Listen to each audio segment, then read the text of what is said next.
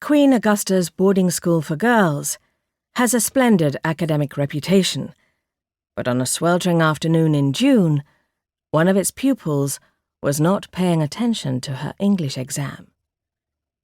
While her classmates scribbled away, Perdita MacLeod was drawing a polo pony. Outside, the scent of honeysuckle drifted in through the French windows. The cuckoo called from an acid-green poplar copse at the end of the lawn. Perdita, gazing out, thought longingly of the big tournament at Rutshire Polo Club, where the semi-finals of the Rutshire Cup were being played. All her heroes were taking part. Ricky France-Lynch, Drew Benedict, Seb and Dommy Carlyle, the mighty Argentines, Miguel and Juan O'Brien, and to crown it, the Prince of Wales. Fretfully, Perdita glanced at her exam paper, which began with a poem by Newbolt. "And it's not for the sake of a ribboned coat," she read, "or the selfish hope of a season's fame, but his captain's hand on his shoulder smote. Play up, and play the game." Are Newbolt's views of team spirit outdated? Asked the first question.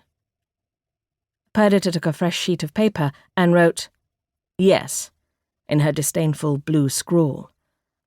The schoolboy in the poem must be an utter jerk and a puffer to boot, to prefer his captain's hand on his shoulder to a season's fame and a ribboned coat. She put down her pen and thought how much she'd like a ribboned coat. One of those powder blue blazers, braided with jade green silk. Hamish, her ghastly stepfather, never gave her nearly a large enough allowance. Then she thought of fame. Perdita wanted to be a famous polo player more than anything else in the world. Being at a boarding school, she could not play in the term time, and had so far only achieved the first team of a suburban pony club of hopelessly low standard. When her family moved to their splendid new house in Rutshire in the autumn, however, she'd be able to have a pony and join a good club, like Rutshire or Cirencester just over the border. God, she was bored with this exam. She lit a cigarette, hoping it would encourage her form mistress, who was adjudicating, to expel her. But despite the furious wavings of paper by the swat on her right, her form mistress didn't react. She was far too engrossed in Perdita's Jackie Collins, which she'd confiscated the day before, and round which she'd now wrapped the dust jacket of Hilary Spurling's biography of Ivy Compton Burnett. Perdita took another drag and glanced at the next question.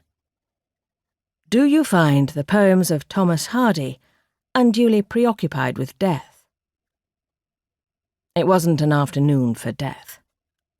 Perdita slid through the French windows across the sunlit lawn. Once out into Rutminster High Street, she tugged out the tails and undid the top buttons of her shirt, hitched up her navy blue skirt a few inches, and wrinkled her navy blue socks.